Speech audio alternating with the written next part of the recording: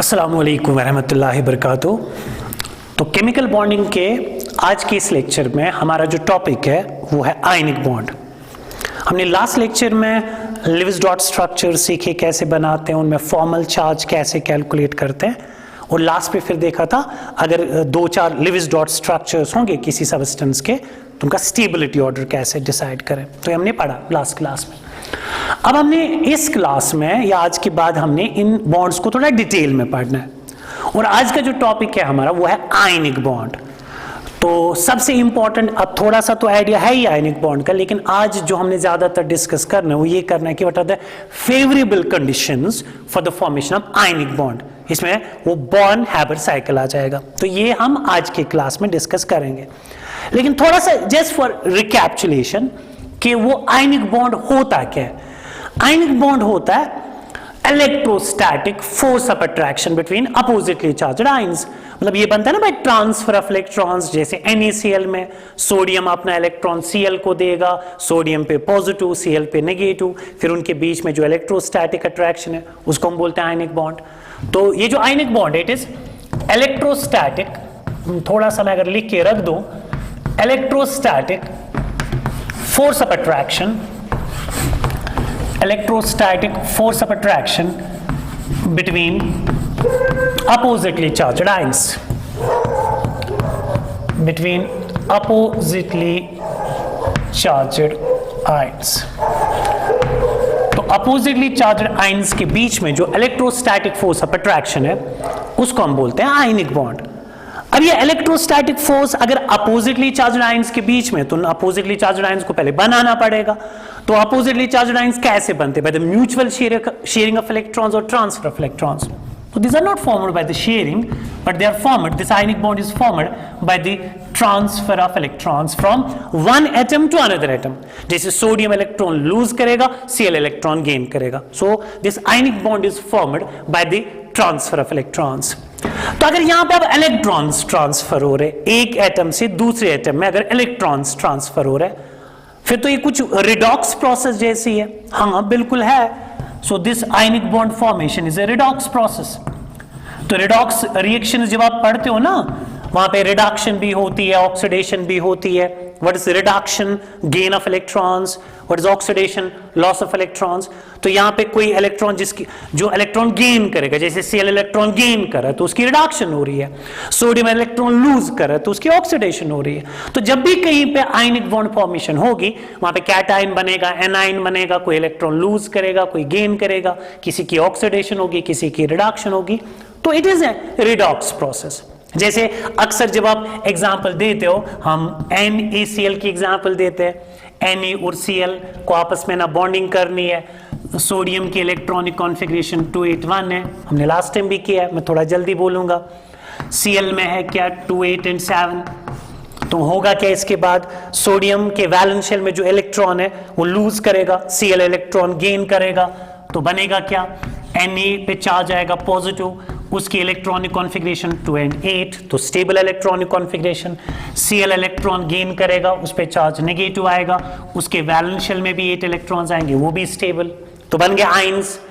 तो कैटायन बना by the loss of electrons, anion बना by the gain of electrons. फिर ये क्या करेंगे, ये एक दूसरे को अब अट्रैक्ट करेंगे।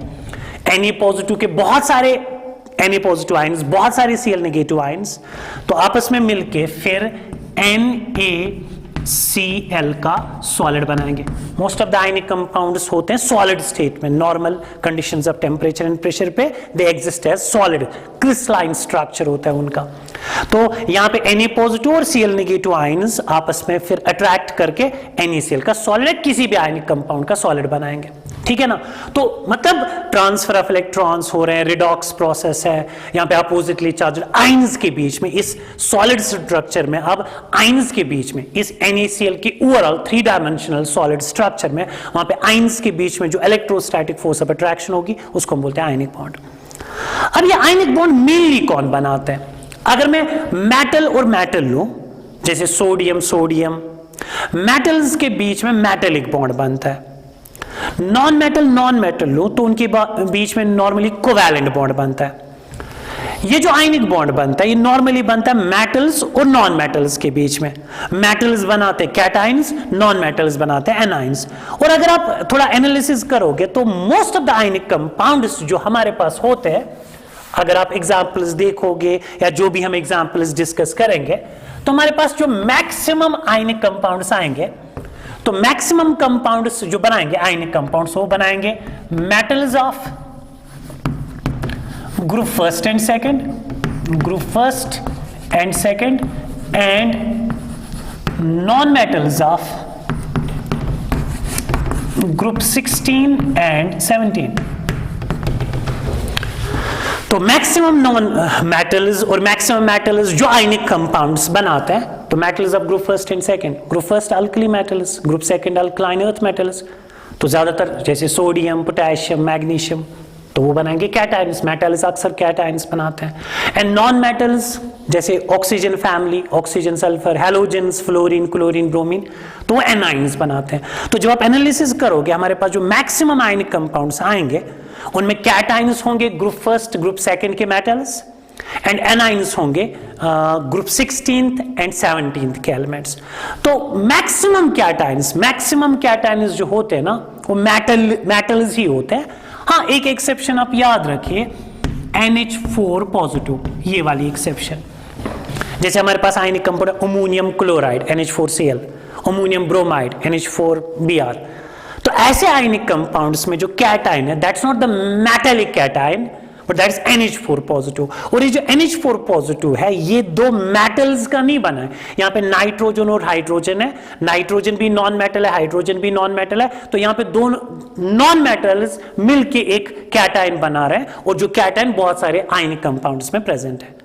तो most of the ionic compounds में आप क्या प्रेजेंट है, मेटल्स। कैटाइन जो होते हैं वो कहां से मिलते हैं, कैटाइन्स मिलते हैं मेटल्स से, और एनाइंस मिलते हैं नॉन मेटल से। लेकिन इस एक्सेप्शन को अलग से याद रखिए। इस एक्सेप्शन में क्या रखना है, यहां पे जो, जैसे मैं कह रहा हूं अमोनियम क्लोराइड, तो अमोनियम क्लोराइड में कैटाइन कौन सा है, कैटाइन किसी मेटल से नहीं बना है, बल्कि कैटाइन बना है by the combination of two non metallic elements. ठीक है, तो ये थोड़ा सा हमने याद रखा। फिर से ये थोड़ा सा बात की भी थी पहले कि आयनिक बॉन्ड क्या होता है, इलेक्ट्रोस्टैटिक फोर्स ऑफ अट्रैक्शन है, ट्रांसफर ऑफ इलेक्ट्रॉन्स होते हैं, रिडॉक्स प्रोसेस है। यहाँ पे जो कैटाइन्स होते हैं वो मेटल्स होते हैं, मेटल से मिलते हैं, और जो एनाइन्स होते हैं वो नॉन मेटल से मिलते हैं। ये थोड़ा आइडिया था हमारे पास। लेकिन आज के इस क्लास में हमने मेनली क्या डिस्कस करना है, आज की इस क्लास में हमने डिस्कस करना है कि what are the favourable conditions for the formation of ionic bond. तो कर लेते हैं बात। और फेवरेबल कंडीशंस, इन्हीं फेवरेबल कंडीशंस पे अक्सर हमारे ऑब्जेक्टिव्स आते हैं। जैसे ऑब्जेक्टिव्स में आएगा the favourable condition for the formation of ionic bonds are, conditions are high ionization energy या low ionisation energy, high electron affinity, low electron affinity, ऐसे ऐसे क्वेश्चंस आते हैं। तो वही हमें आने चाहिए। तो टॉपिक है हमारा, असल में मेन टॉपिक आज का, favorable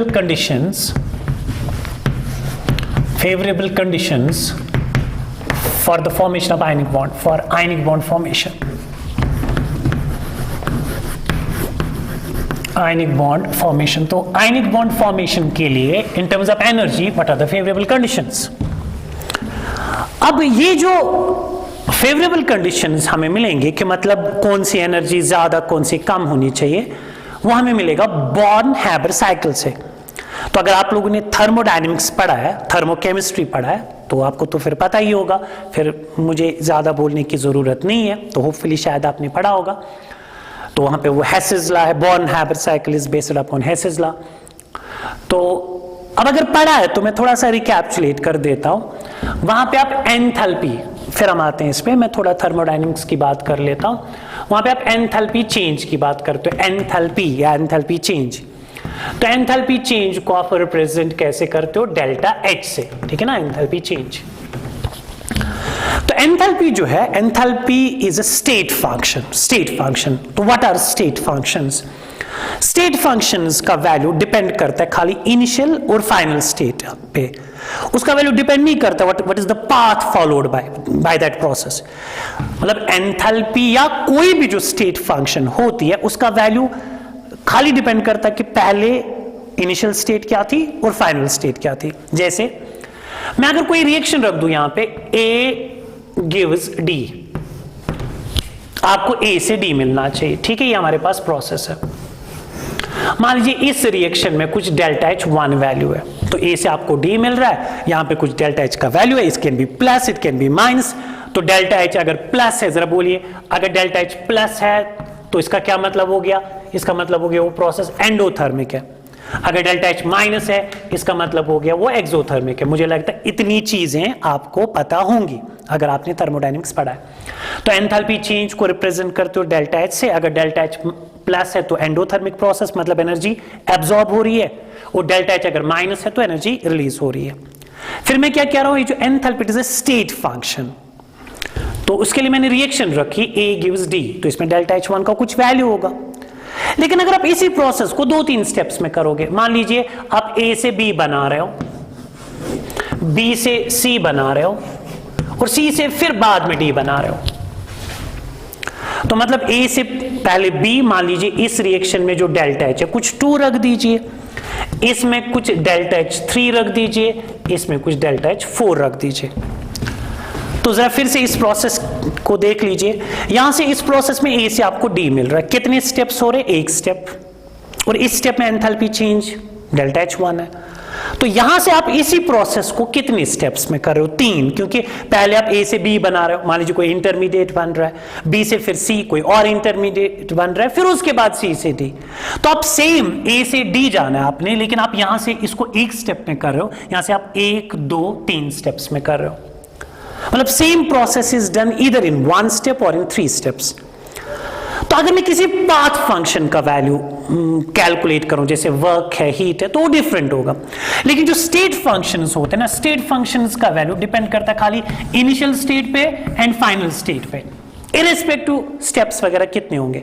और इसी स्टेट फंक्शन के स्टेटमेंट को हम एक और लॉ भी बोलते हैं, जिसको बोलते हो हेसिस लॉ। तो हेसिस लॉ का स्टेटमेंट है, enthalpy of a reaction is same whether the reaction occurs in 1 step or more than 1 steps। तो स्टेट, अगर हेसिस लॉ नहीं भी होता तभी बोलना था कि एंथैल्पी है ना स्टेट फंक्शन, तो अगर आप इस प्रोसेस को 1 स्टेप में कर रहे हो या 1 से ज्यादा स्टेप्स में, तो एंथैल्पी चेंज का वैल्यू सेम होगा। अब चलो हेसिस लॉ के फॉर्म में याद रखिए।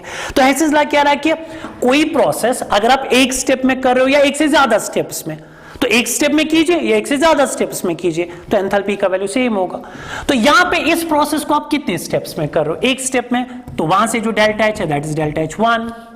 लेकिन यहां से आप कितने स्टेप्स में कर रहे हो, वहां से delta H2, delta H3 and delta H4। तो एज पर हेसिस लॉ, या ये स्टेट फंक्शन है, delta H1 will be equal to delta H2 plus delta H3 plus delta H4। ये है हेसिस लॉ।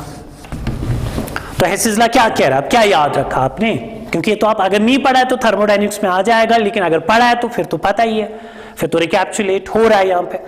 तो enthalpy is a state function, मतलब enthalpy का वैल्यू सेम है, चाहे आप इस रिएक्शन को 1 स्टेप में कीजिए या 1 से ज्यादा स्टेप्स में।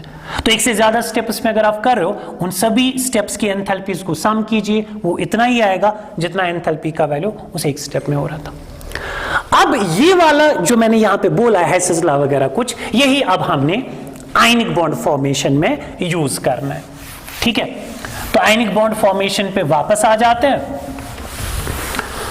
इस आयनिक बॉन्ड फॉर्मेशन में हमने बात करनी है what are the favourable conditions for the formation of ionic bond. तो इससे पहले कि मैं डायरेक्टली बोलूं आयोनाइजेशन एनर्जी कम, सब्लिमेशन एनर्जी कम, डिसोसिएशन एनर्जी कम, इलेक्ट्रॉन गेन एंथैल्पी ज्यादा, लैटिस एंथैल्पी ज्यादा, लेकिन वो तो समझ आना चाहिए, इसलिए हम डायरेक्टली आ जाते हैं जो मैं एक्सप्लेन करूंगा यहां पे बॉर्न-हैबर साइकिल से। बॉर्न-हैबर साइकिल, ठीक है, बॉर्न-हैबर साइकिल। और ये बॉर्न-हैबर साइकिल किस पे बेस्ड है, this Born Haber cycle is based upon Hess's law, जो मैंने अभी बोला, बेस्ड अपॉन हेसिस लॉ। मतलब वही कि एंथैल्पी सेम होगी चाहे आप रिएक्शन 1 स्टेप में करोगे 1 से ज्यादा। और ये बॉर्न-हैबर साइकिल क्या करते हैं, this Born Haber cycle is mainly used to calculate lattice energy, ठीक है। तो यह मेनली यूज करते हैं, अगर बाकी एनर्जीज पता है, हम लेट्स एनर्जी निकाल सकते हैं। अब आपके दिमाग में बहुत सारे सवाल होंगे, सर ये बॉर्न-हैबर साइकिल क्या है? चलो हेसेस लॉ थोड़ा सा आइडिया आया होगा, या ये लैट्स एनर्जी क्या है और बॉर्न-हैबर साइकिल से हम लैट्स एनर्जी कैसे निकालते हैं? तो ये बहुत सारे सवाल दिमाग में होंगे। और फिर साथ साथ ये भी होगा कि इस बॉर्न-हैबर साइकिल की क्या रिलेशनशिप है विद द टॉपिक जो हमने पढ़ना है, that is the favourable conditions for the formation of ionic bond. तो आपके दिमाग में बहुत सारे सवाल होंगे, तो इंशाल्लाह अभी होपफुली वो आपके दूर होंगे। तो हम डिस्कस कर लेते हैं ये बॉर्न-हैबर साइकिल। चलो मेरे पास जगह कम है तो मैं इसको रब ऑफ ही कर देता हूं, फिर से बात करेंगे बॉर्न-हैबर साइकिल। तो मैं किसका बॉर्न-हैबर साइकिल बना देता हूं? मैं बना देता हूं NaCl का। हम किसी का भी बना सकते हैं। अब हम बार बार NaCl की बात करें, हम बनाएंगे NaCl के लिए बॉर्न-हैबर साइकिल फॉर NaCl। शायद दिख रहा होगा ये पार्ट बोर्ड का। तो NaCl बनाना है, मैंने NaCl बनाना है। क्या होती है NaCl की फिजिकल स्टेट? सॉलिड। कहां से बनाना है? सोडियम से और क्लोरीन से। फिर से अब अनफॉर्चुनेटली या फॉर्चुनेटली ये रिलेटेड है थर्मोडायनेमिक्स के साथ, तो अगर थर्मोडायनेमिक्स पढ़ा होगा तो फिर ज्यादा प्रॉब्लम है नहीं इसमें। मैंने NaCl बनाना है, तो अगर मैं यहां पे आपको बोलूं, आप रिएक्शन लिखिए, that reaction should represent the enthalpy of formation of NaCl। That reaction इस तरह से लिखनी है, that reaction should represent the enthalpy of formation of NaCl। तो आप क्या लिखते हो एंथैल्पी ऑफ फॉर्मेशन में? आपको किसी सबस्टेंस का एक मोल बनाना है from its elements in their standard state. तो मुझे यहां पे क्या करना है? मुझे Na और Cl की स्टैंडर्ड स्टेट से ये बनाना है। और सोडियम की स्टैंडर्ड स्टेट क्या है? सोडियम की स्टैंडर्ड स्टेट लिक्विड नहीं, गैस नहीं है। मतलब सोडियम नॉर्मली कैसे प्रेजेंट होता है? As solid. तो सोडियम की स्टैंडर्ड स्टेट सॉलिड है। प्लस Cl की स्टैंडर्ड स्टेट क्या? नॉर्मली Cl कैसे प्रेजेंट होता है? सॉलिड, लिक्विड की गैस। तो Cl2 गैस लेना है। अब लेकिन बैलेंस करने के लिए हाफ रखना पड़ेगा।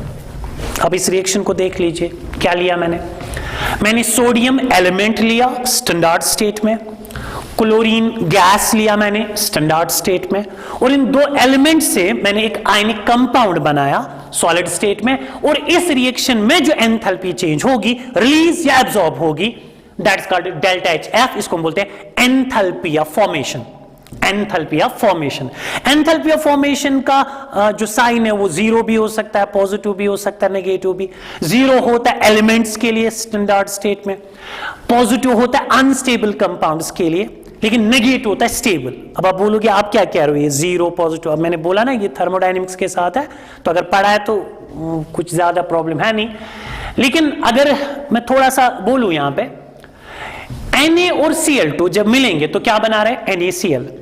तो अगर मैं यहां पे लिख रहा हूं ऐसे, मैं लिख रहा हूं जो डेल्टा HF है दैट्स नेगेटिव।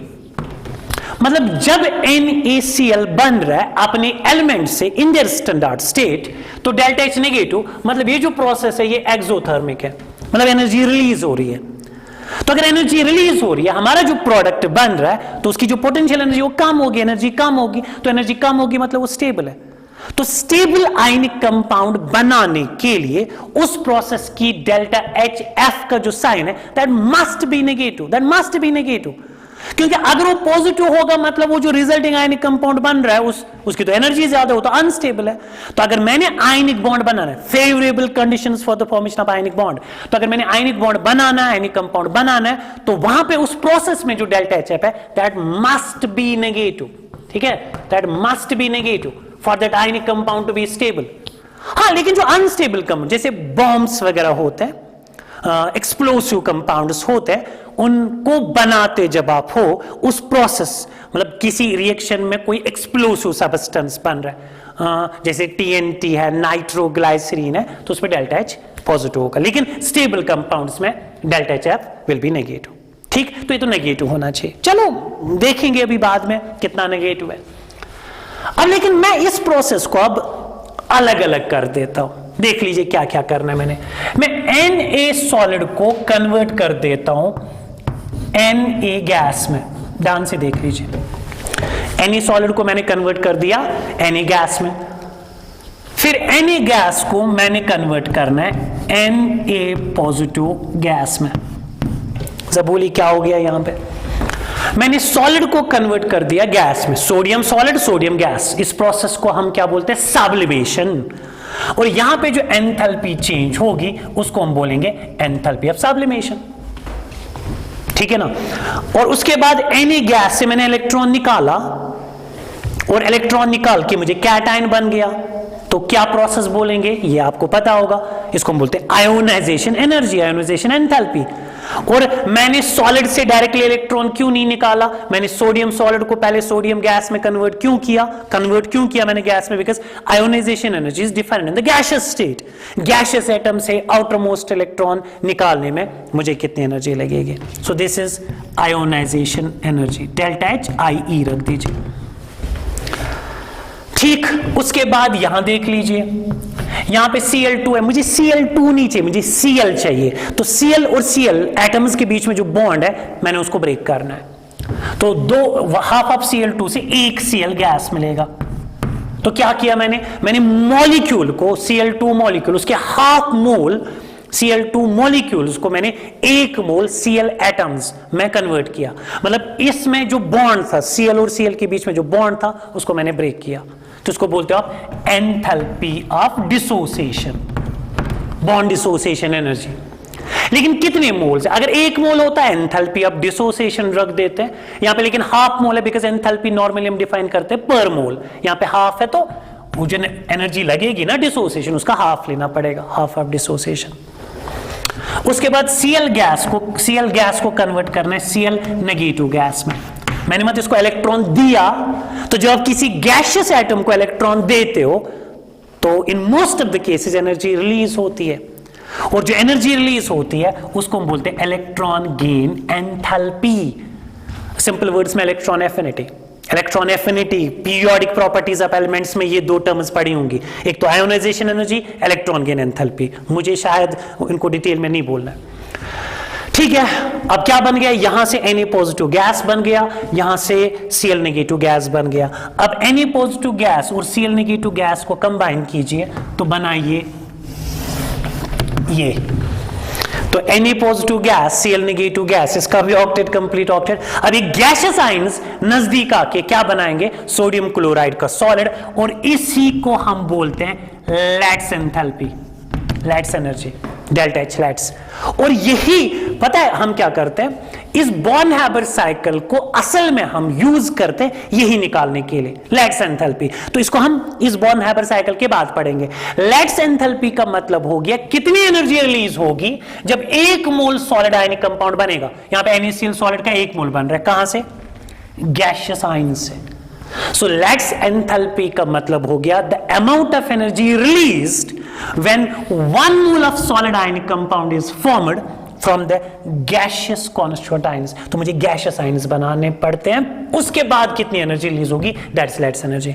तो इस लैट्स एनर्जी को हम डायरेक्टली नहीं कैलकुलेट कर सकते, इसको हम इनडायरेक्टली कैलकुलेट करते हैं बाय बॉर्न-हैबर साइकिल। एक तो वो एप्लीकेशन है ही, तो लैट्स एनर्जी तो आगे आ ही जाएगा, इसके बाद तो हमने लैट्स एनर्जी पढ़नी है, फैक्टर्स अफेक्टिंग लैट्स एनर्जी। लेकिन इस टाइम मैंने क्या करना है, मैंने निकालने the favourable conditions for the formation of ionic bond. Favourable condition, इसको डिटेल में पढ़ लेंगे बाद में, फिलहाल मैंने निकालने the favourable conditions for the formation of ionic bond. तो फिर से देख लीजिए, सोडियम सॉलिड लिया मैंने, क्लोरीन गैस स्टैंडर्ड स्टेट में, NaCl का सॉलिड बना, इसमें जो एंथैल्पी चेंज होगी क्या बोलते हैं इसको, एंथैल्पी ऑफ फॉर्मेशन। तो for stable ionic compound formation delta HF must be negative, तो इसका जरूरी नेगेटिव होना चाहिए। या ऐसे रखिए याद, बॉन्ड फॉर्मेशन इज एक्सोथर्मिक और endothermic. Bond formation is exothermic, तो जब बॉन्ड बनेगा तो एनर्जी रिलीज ही होनी चाहिए, तो यहां पे एनर्जी रिलीज ही होनी चाहिए। अब लेकिन वो फेवरेबल कंडीशंस निकालने के लिए मैंने इसको अलग अलग किया, अलग से स्टेप्स में किया। यहां पे तो मैंने दिखाया इसको एक ही स्टेप में, ये रिएक्शन एक ही स्टेप में हो रही है। यहां पे मैंने कितने स्टेप्स दिखाए, 1 2 3 4 5, यहां पे मैंने 5 स्टेप्स दिखाए। तो एज पर हेसेस लॉ बोलिए, Hess's law क्या कह रहा है? Enthalpy of a reaction is same whether the reaction occurs in one step or more than one steps. तो एंथैल्पी चेंज यहां पे जितना वैल्यू होगा, अब हमें पता है माइनस ही होगा, तो यहां पे जितना माइनस वैल्यू होगा उतना इनका सम भी होगा। 1 2 3 4 5 इन एंथैल्पीज को सम कीजिए, इन 5 एंथैल्पीज को सम कीजिए, आपका वैल्यू उतना ही आएगा जितना यहां पे डेल्टा एच एफ का वैल्यू आएगा, as per which law? Hess's law. और इस साइकिल को हम बोलते हैं बॉर्न-हाइपर साइकिल। अब इसमें कौन कौन सी एनर्जी लगी? एक तो हमें सब्लिमेशन एनर्जी लगी, आयोनाइजेशन एनर्जी लगी, dissociation energy, electron gain enthalpy, lights energy. तो सब्लिमेशन पता है, 1 मोल सॉलिड को गैस में कन्वर्ट करना है। अब आप जरा मुझे बोलिए, ये जो sublimation energy will it be positive और नेगेटिव? ये जो सब्लिमेशन एनर्जी होगी, मतलब पॉजिटिव नेगेटिव, मतलब जब आप सॉलिड को गैस में कन्वर्ट करोगे तो एनर्जी एब्सॉर्ब होगी कि रिलीज? ये प्रोसेस एंडोथर्मिक होगी कि एक्सोथर्मिक? तो सिंपल है ना, सॉलिड को गैस में कन्वर्ट करना है, सॉलिड्स में बॉन्ड्स को ब्रेक करना है, एटम्स को दूर दूर लेके जाना है, तो मतलब बॉन्ड्स ब्रेक करने के लिए एनर्जी लगेगी।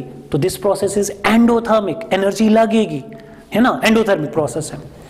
सोडियम से मैंने इलेक्ट्रॉन निकालना, आउटर मोस्ट इलेक्ट्रॉन निकालना है, तो जब आप किसी भी एटम की आयोनाइजेशन करते हो, आउटर मोस्ट इलेक्ट्रॉन्स को निकालते हो, उसमें भी एनर्जी लगती है। तो ionisation process is always endothermic, तो इसमें भी एनर्जी लगेगी, इसमें भी एनर्जी लगेगी, इसमें भी एनर्जी लगेगी। ये भी एंडोथर्मिक, ये भी एंडोथर्मिक, ये भी डेल्टा एच पॉजिटिव, यहां पे भी डेल्टा एच पॉजिटिव। Cl2 से Cl, मतलब Cl2 मॉलिक्यूल में जो Cl और Cl एटम्स के बीच में जो बॉन्ड है उसको ब्रेक करना है, ब्रेक करना है, बॉन्ड को ब्रेक करना है। बॉन्ड ब्रेकेज इज एंडोथर्मिक और एक्सोथर्मिक? एंडोथर्मिक। तो इस बॉन्ड को ब्रेक करने के लिए भी एनर्जी लगेगी। तो जो एंथैल्पी ऑफ डिसोसिएशन है ये भी पॉजिटिव है, ये प्रोसेस भी एंडोथर्मिक है। अब जरा बोलिए Cl to Cl नेगेटिव क्या? जब आप किसी को इलेक्ट्रॉन देते हो, electron gain enthalpy, in most of the cases electron gain enthalpy is exothermic. हाँ, नोबल, जैसे नोबल गैसेस में तो वैलेंस शेल कंप्लीटली फिल्ड है, जब आप उसको इलेक्ट्रॉन दोगे तो वो तो नॉर्मली लेंगे नहीं, उनके लिए जो प्रोसेस होती है वो एंडोथर्मिक होती है, उनके लिए डेल्टा एच ई जी पॉजिटिव होता है, उनको छोड़िए। बाकी मोस्ट ऑफ द एलिमेंट्स में जो फर्स्ट इलेक्ट्रॉन गेन एंथैल्पी होती है वो नेगेटिव होती है, मतलब जब Cl को आप इलेक्ट्रॉन दोगे तो एनर्जी रिलीज होगी, यहां पे एनर्जी रिलीज होगी। फिर Na positive Cl negative ions हैं, तो ये आपको खुद ही आना चाहिए। जब Na positive gas Cl negative gas, जब ये गैसेस आयंस नजदीक आएंगे, एक दूसरे को अट्रैक्ट करेंगे, अट्रैक्शन जब होती है तो एनर्जी रिलीज होती है, तो lights enthalpy will be negative. तो कितनी एनर्जीज है टोटल में यहां से?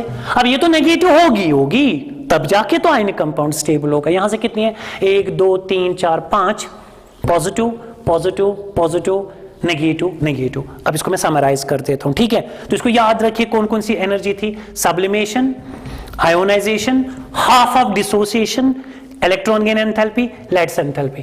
तो as per Hess's law delta H F will be equal to sublimation energy, ionization energy, half of dissociation energy इस केस में, electron gain enthalpy plus lights energy, because enthalpy of a reaction is same whether the reaction occurs in one step or more than one steps. लिखूं as per which law? Hess's law। तो लिख देते हैं as per Hess's law। तो Hess's law के हिसाब से क्या आ जाएगा यहां पे?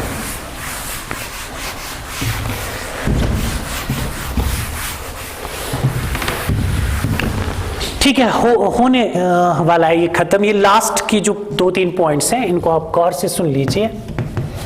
एज पर हेसेस लॉ क्या है? वही ना, एंथैल्पी होगी सेम चाहे आप उस रिएक्शन को एक स्टेप में कीजिए, एक से ज्यादा स्टेप्स में। जब आप एक स्टेप में कर रहे थे तो तब आप उस एंथैल्पी को क्या बोल रहे थे? Enthalpy of formation, enthalpy of formation of NaCl from its elements in their standard state किसके बराबर आएगा? यहां से कितनी एंथैल्पीज थी? 5। जरा उनका नाम बोलिए। एंथैल्पी ऑफ सब्लिमेशन, SUB रख दीजिए, plus enthalpy of ionisation, ionisation enthalpy होगी 2, plus half of enthalpy of dissociation, ठीक है ना वो, plus electron gain enthalpy plus lattice enthalpy, ठीक है ना? तो ये निकला हेसेस लॉ के स्टेटमेंट से।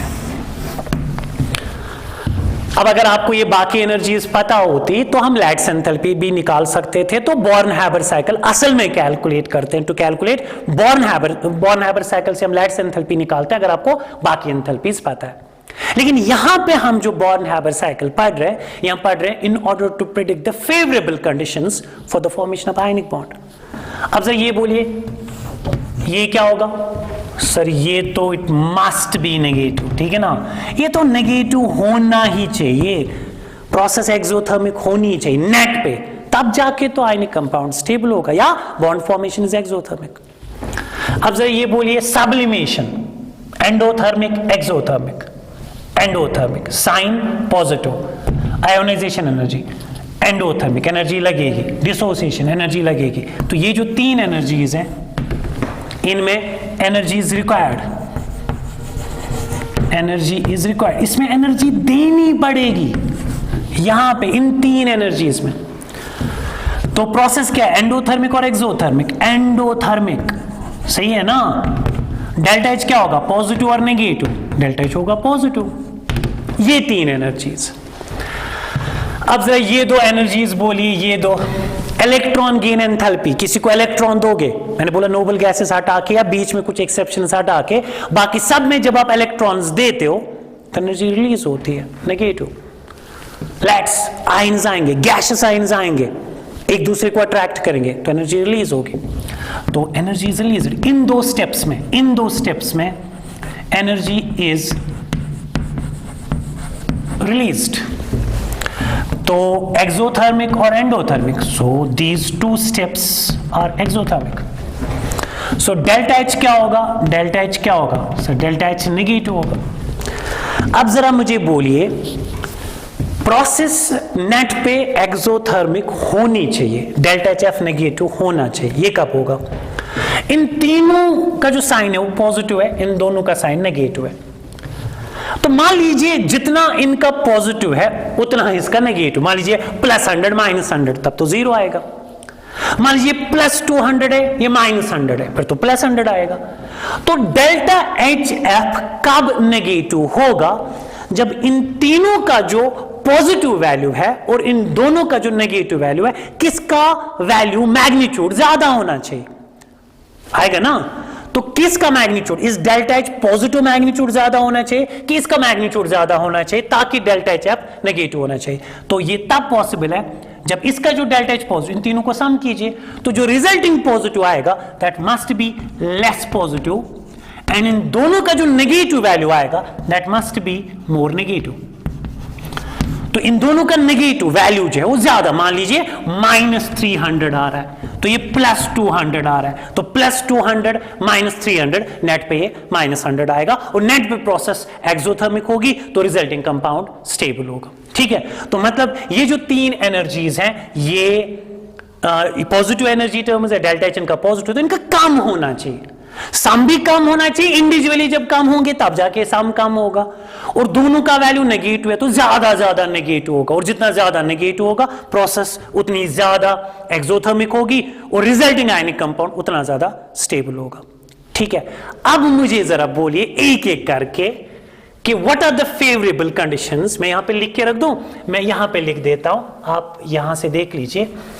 What are the favorable conditions for the formation of ionic bond? यहां पे लिख के रख देते हैं, ठीक है ना, वो favorable conditions, hopefully आपको दिख रहा है। What are the favorable conditions for the formation of ionic bond?